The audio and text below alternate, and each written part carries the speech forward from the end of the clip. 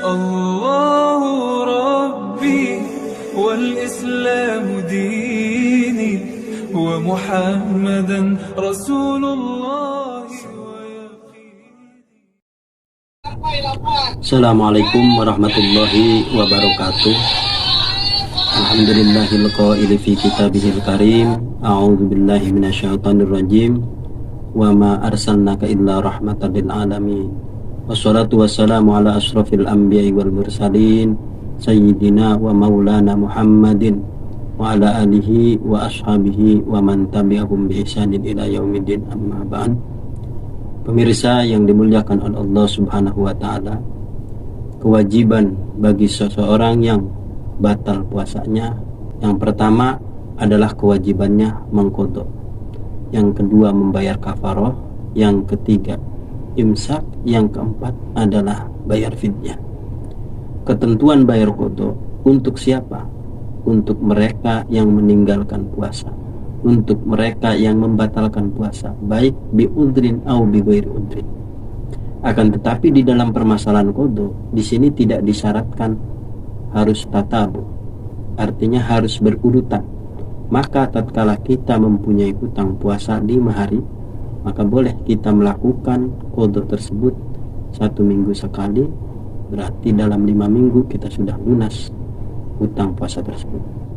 Kemudian yang kedua, kita wajib membayar kafarah. Bagi siapa bayar kafarah tersebut? Bagi mereka yang membatalkan puasa dengan sebab melakukan hubungan suami istri di siang hari, maka wajib bagi mereka adalah membayar kafarah. Adapun ketentuan di dalam membayar kafarah, ketentuannya adalah yang pertama memerdekakan budak. Karena ini sudah tidak ada, maka kemudian berpindah ke hukum yang nomor 2, yaitu untuk melakukan puasa selama 2 bulan berturut-turut. Kalau seandainya tidak mampu untuk melakukan puasa 2 bulan berturut-turut, maka kemudian ketentuannya adalah memberikan makan terhadap fakir miskin sejumlah 60, yang mana per orang miskinnya adalah 1 mud. Berarti dalam hitungan liter itu perkiraan sekitar 1 liter kurang.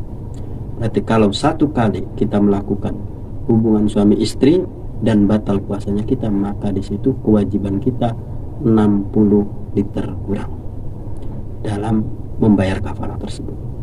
Lalu bagaimana? Apakah yang diwajibkan membayar kafarah suaminya ataukah istrinya? Maka dalam hal ini, dalam kitab Asnal Matolib, di situ disebutkan bahwasannya yang wajib membayar kafarah adalah sang suami. Dalam hal ini istri tidak wajib untuk membayar kafarah, hanya qadha saja. Lalu bagaimana kalau seandainya ada pengantin baru yang mana di situ ngebet ingin melakukan hubungan suami istri? Bagaimana solusinya? Maka dalam kitab Asnal Matolib di situ juga disebutkan bahwasannya tatkala sebelum kita berhubungan suami istri, kita membatalkan puasa dengan cara minum ataupun dengan cara makan, kemudian kita melakukan hubungan suami istri, maka di sini tidak terkena bayar kafarah. Akan tetapi hukum dosa, hukum haram tetap ada, sebab kita menghindar dari membayar kafarah. Hanya saja membayar kafarah tidak ditetapkan untuk mereka yang melakukan batal puasa.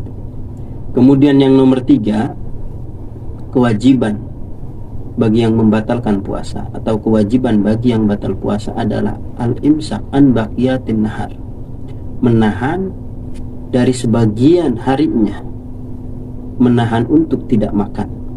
Ini juga wajib bagi mereka yang membatalkan puasa dengan sengaja, atau mungkin bagi mereka yang ceroboh dengan kecerobohannya sehingga lupa akan niatnya malam hari.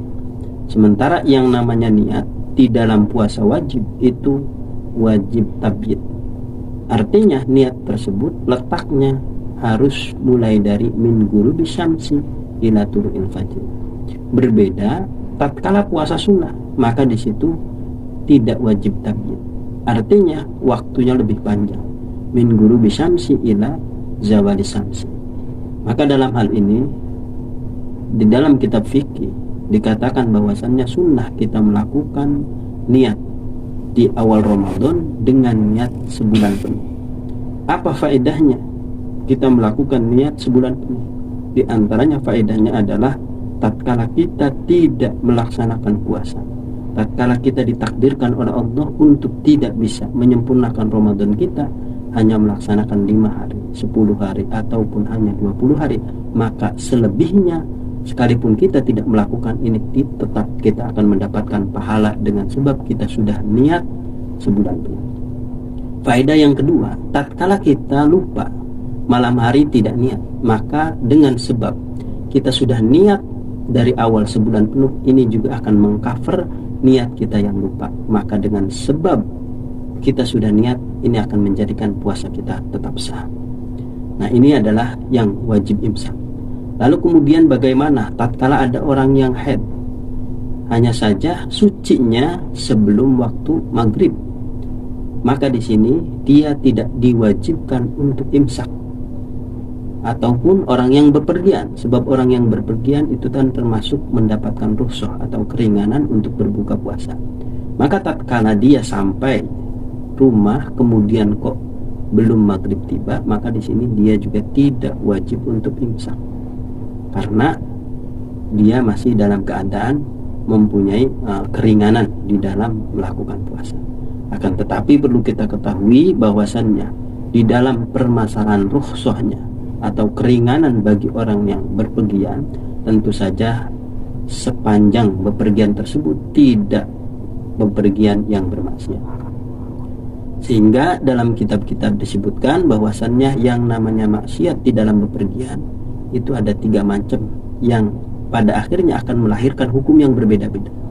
Yang pertama ada yang disebut asin fis safar, kemudian ada juga yang disebut asin bis safar, ada juga yang disebut asin fis safar bis safar. Dari 3 komponen tersebut ini akan melahirkan hukum yang berbeda-beda.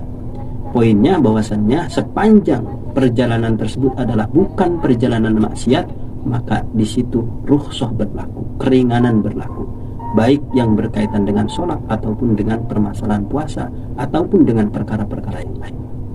Nah, kemudian yang terakhir, kewajiban bagi yang batal puasa adalah membayar fidyah. Bagi siapa yang wajib membayar fidyah?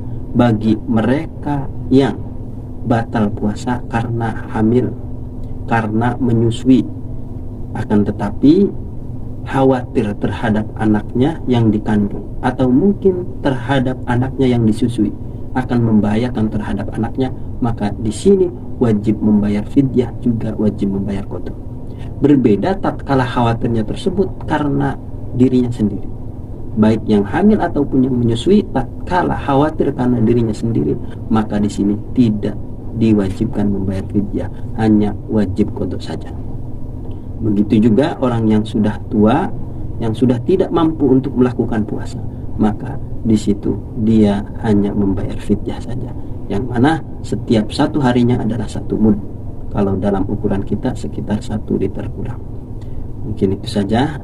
Wallahul muwaffiq ila aqwamit thoriq. Wassalamualaikum warahmatullahi wabarakatuh.